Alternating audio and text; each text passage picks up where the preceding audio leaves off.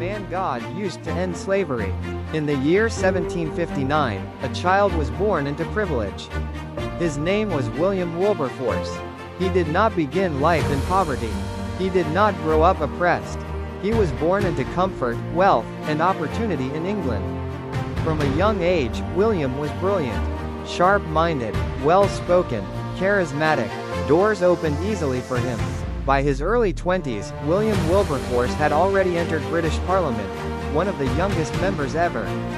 He was admired, he was influential, he was powerful, and yet, his life was empty.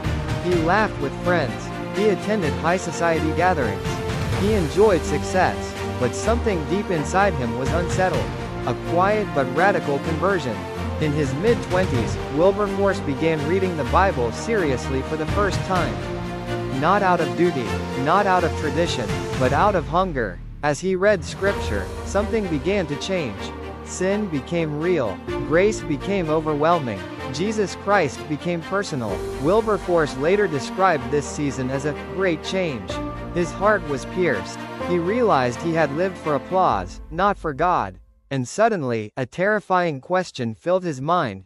Can I follow Christ and still stay in politics?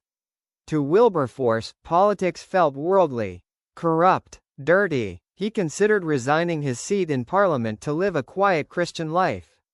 But God was not calling him to escape the world. God was calling him to transform it. God's direction through counsel. Wilberforce sought advice from older, godly men.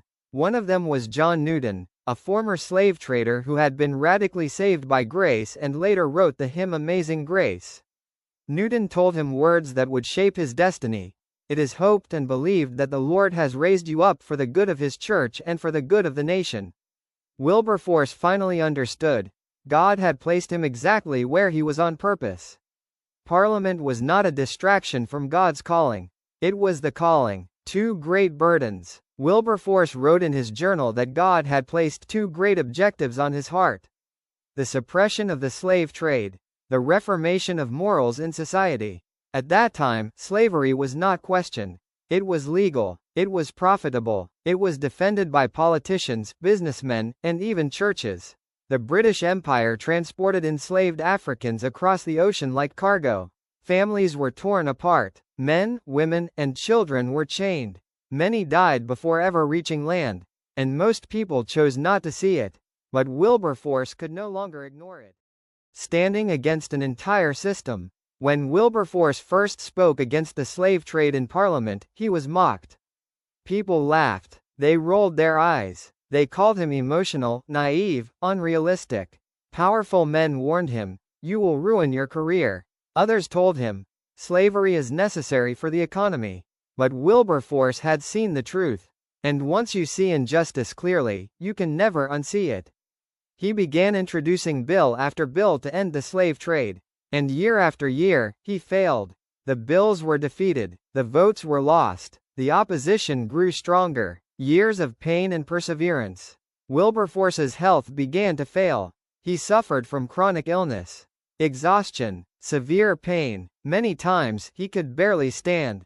Yet he returned to Parliament again and again. Why? Because Wilberforce believed this. Obedience to God is more important than visible success. He was not called to win quickly. He was called to be faithful. For over 20 years, he fought an empire that refused to change. 20 years of disappointment, 20 years of prayer, 20 years of standing almost alone. The turning point 1807. Then, in the year 1807, something incredible happened. After decades of resistance, Parliament finally voted to pass the abolition of the Slave Trade Act. The trade itself, the buying and selling of human beings, was outlawed. When the vote passed, the entire House stood in applause. And in the middle of that chamber sat William Wilberforce, weeping. Not because he had won, but because God had been faithful. The ships stopped sailing. The chains began to fall. But Wilberforce knew the work was not finished. Slavery still existed. Faith that endures to the end. Even after this victory, Wilberforce did not retire into comfort. He continued working to abolish slavery completely. His body grew weaker. His eyesight faded. His voice trembled. But his faith remained strong. He believed that justice delayed was not justice denied, as long as God was in control. In his later years, Wilberforce no longer stood at the center of debates. But his influence remained. He had raised a generation. He had shifted the conscience of a nation. In July of 1833, Wilberforce lay on his deathbed. He was tired. He was sick. He was nearly blind. Then the news arrived. Parliament had passed the Slavery Abolition Act. Slavery was to be ended across the entire British Empire. William Wilberforce had lived to see the fulfillment of his calling. 3 days later, he went home to be with the Lord. Why his story matters today. William Wilberforce never preached to crowds. He never performed miracles. But God used his faith, perseverance, courage, obedience, to change history. His life reminds us, God does not always call us out of systems. Sometimes he calls us into them. One obedient life can confront generations of injustice.